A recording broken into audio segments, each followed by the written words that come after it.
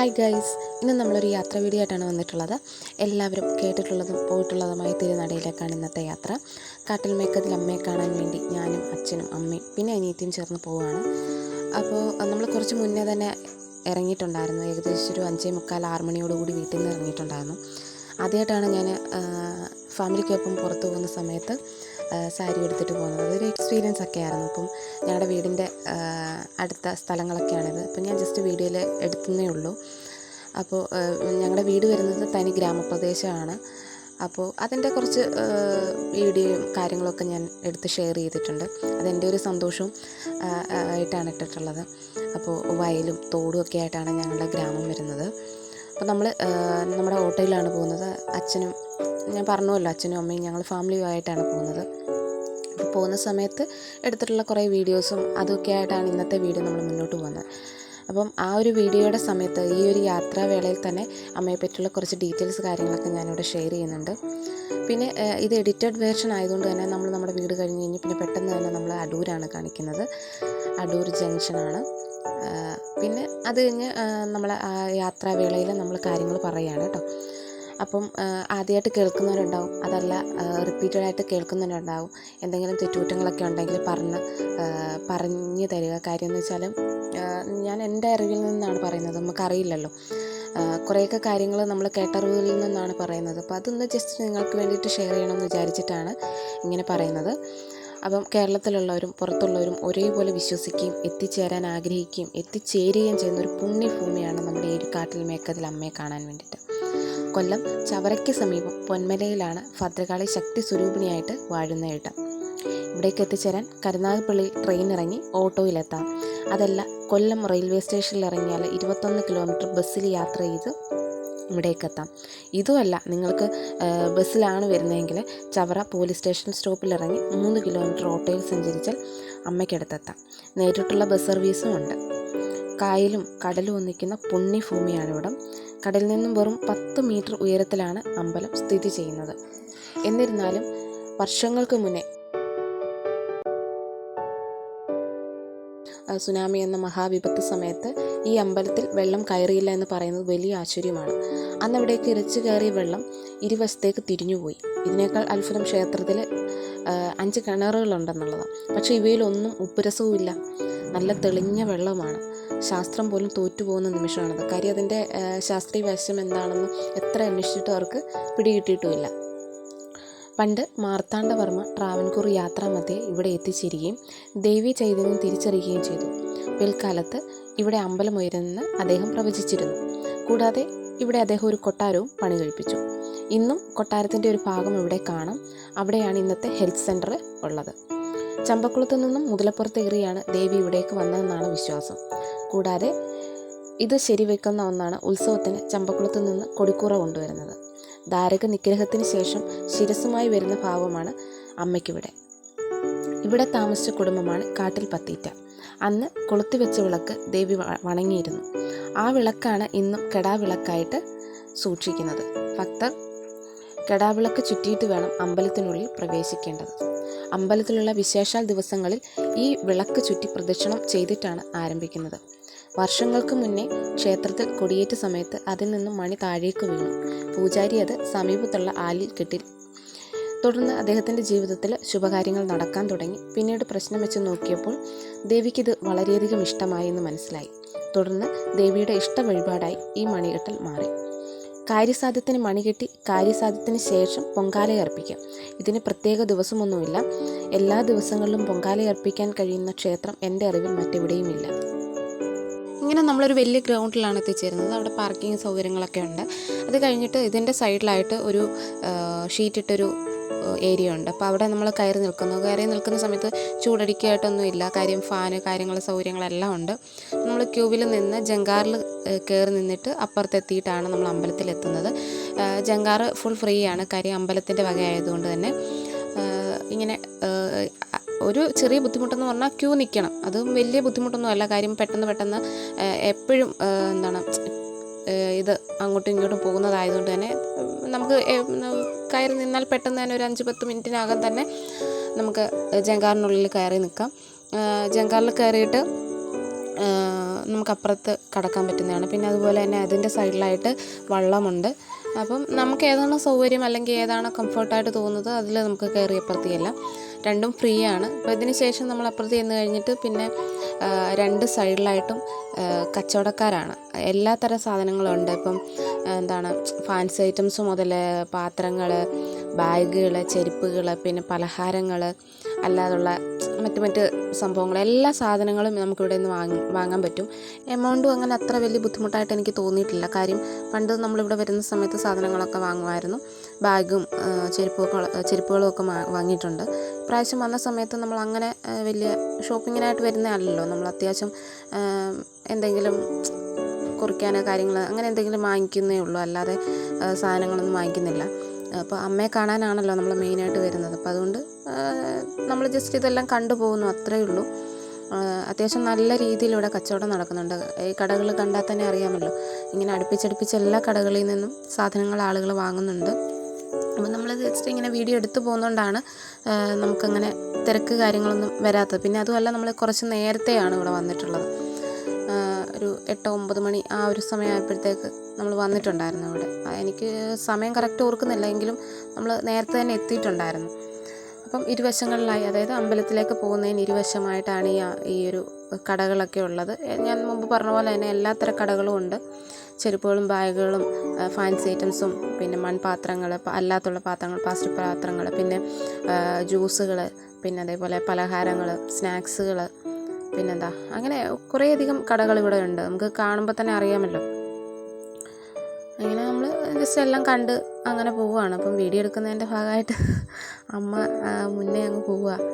അമ്മ 2 വശം കണ്ടു പോവുകയാണ്. അപ്പം ഞങ്ങളിങ്ങനെ പുറകിൽ വീഡിയോ ഒക്കെ എടുത്ത്, നമ്മൾ ആദ്യമായിട്ടൊക്കെ എടുക്കുന്നതായതുകൊണ്ട് തന്നെ നമുക്ക് അത്യാവശ്യം ചമ്മൽ കാര്യങ്ങളൊക്കെ ഉണ്ടല്ലോ.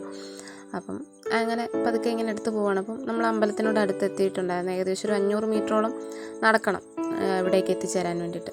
അപ്പം നമ്മൾ പതുക്കെ നടന്ന്, അപ്പം കുറേ പേരൊക്കെ അമ്മയെ കണ്ട് വണങ്ങി തിരിച്ചു വരികയാണ്. നമ്മളങ്ങോട്ട് ചെല്ലുകയാണ്. അപ്പം ഈ സമയത്ത് ഇവിടെ വാഹനങ്ങളൊക്കെ ഉണ്ട്. ഇപ്പം പണ്ട് ഇവിടെ വരുന്ന സമയത്ത് നമുക്കിവിടെ ഇവിടെ നേരിട്ട്, അതായത് പാലമൊന്നും ഇല്ലായിരുന്നു. ഇപ്പം നമുക്ക് വരാൻ പറ്റും. പക്ഷേ ഞങ്ങൾ ജങ്കാറിൽ വരണമെന്ന് വെച്ചിട്ട് ഞങ്ങൾ അപ്പുറത്ത് വണ്ടി ഇട്ടിട്ട് അങ്ങനെയാണ് പകുതി മുക്കാൽ ആളുകളും വരുന്നത്.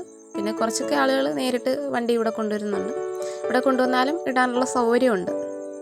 അപ്പം നമ്മൾ അമ്മയുടെ നടയിൽ എത്തിയിട്ടുണ്ട്. അപ്പോൾ ഇവിടുത്തെ ഡീറ്റെയിൽസ് കാര്യങ്ങളൊക്കെ വഴിയെ പറഞ്ഞുതരാം. വലതുവശത്ത് കാണുന്നത് അന്നദാനം നടക്കുന്ന ഇടമാണ്. ഇവിടെ നിന്നും മുന്നോട്ട് മാറി അമ്പലത്തിന് വലതുവശത്തായിട്ട് കൗണ്ടറുകളുണ്ട്. ഇവിടെ നിന്ന് നമുക്ക് ആവശ്യമായ രസീത് എടുക്കുക. നമുക്ക് രസീത് ഇട്ട് തരുന്ന ട്രേയുടെ നിറം പ്രത്യേകം ശ്രദ്ധിക്കണം കേട്ടോ. ശേഷം നമ്മൾ അവിടെ ജോലി ചെയ്യുന്ന ആളുകൾ അമ്പലത്തിലേക്ക് കയറാനുള്ള ക്യൂബിനോട് ചേർന്നുള്ള അവരോട് കാര്യങ്ങൾ ചോദിച്ച് മനസ്സിലാക്കുക. കാരണം ആദ്യം പോയ ടൈമിൽ രസീതും കെട്ടാനുള്ള മണിയും നേരിട്ട് അമ്മയുടെ നടയിൽ നമ്മൾ തന്നെ വെച്ച ശേഷം ട്രേയുടെ നിറം അനുസരിച്ച് പുറത്തുനിന്ന് വാങ്ങിയായിരുന്നു പതിവ്.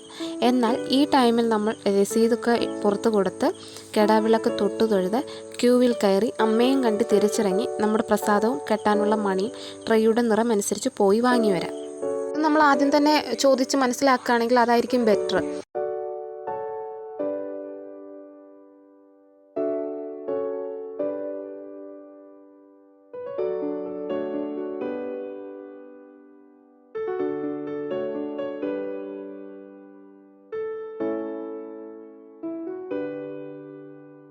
ശേഷം നമ്മൾ അടുത്തുള്ള ആലിൽ 7 തവണ വലം വെച്ച് നമ്മുടെ ആഗ്രഹം പറഞ്ഞ് മണി കെട്ടുക.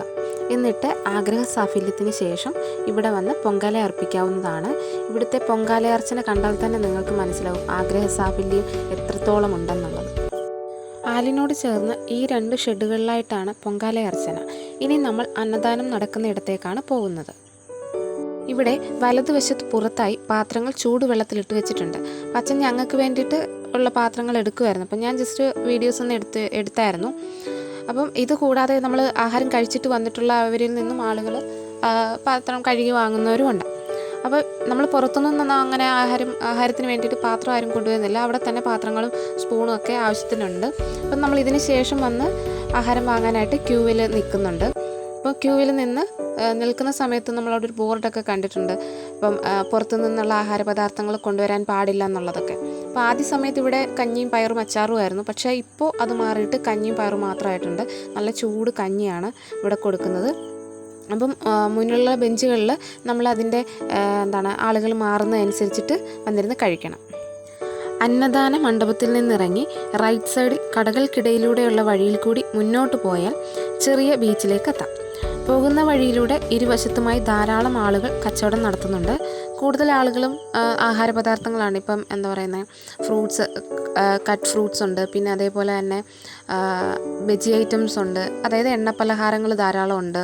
പിന്നെ ചെറിയ ചെറിയ ഇപ്പം കണ്ടില്ലേ ചെടികളും അങ്ങനെയുള്ള കുഞ്ഞു കുഞ്ഞു കാര്യങ്ങളുണ്ടെങ്കിലും ധാരാളം ആ ബീച്ച് സൈഡിലേക്ക് പോകുന്നത് കൊണ്ടാവാം ധാരാളം ആഹാര സാധനങ്ങളായിരുന്നു വിൽപ്പനയ്ക്കുണ്ടായിരുന്നത്. അപ്പം ഇതിന് ശേഷം നമ്മൾ ബീച്ചിലെത്തി. അപ്പം അവിടെ അത്യാവശ്യം നല്ല വെയിലായിരുന്നു. കാര്യം നമ്മൾ ഉച്ചയൊക്കെ ആയി, ഒരു 11-12 മണിയൊക്കെ ആയി നമ്മളവിടെ എത്തിയപ്പോൾ. അപ്പോൾ ബീച്ചിലെത്തിയ സമയത്ത് എല്ലാവരും, അമ്പലത്തിൽ വരുന്നവരെല്ലാവരും തന്നെ ഈ ബീച്ചിലും വരുന്നുണ്ട്. അപ്പം അതിന് സൈഡിലായിട്ട് 2-3 പേര് വലയും കുറച്ച് മീനും ഒക്കെ ആയിട്ട് അവിടെ ഉണ്ടായിരുന്നു. വിൽപ്പനയ്ക്കാണോ എന്തോന്ന് എനിക്കറിയത്തില്ല. അപ്പം നല്ല വെയിലായതുകൊണ്ട് തന്നെ നമ്മൾ പെട്ടെന്ന് തന്നെ അവിടെ നിന്ന് കുറച്ച് നേരമൊക്കെ നിന്നതിന് ശേഷം തിരിച്ചു പോരുമായിരുന്നു ചെയ്തത്.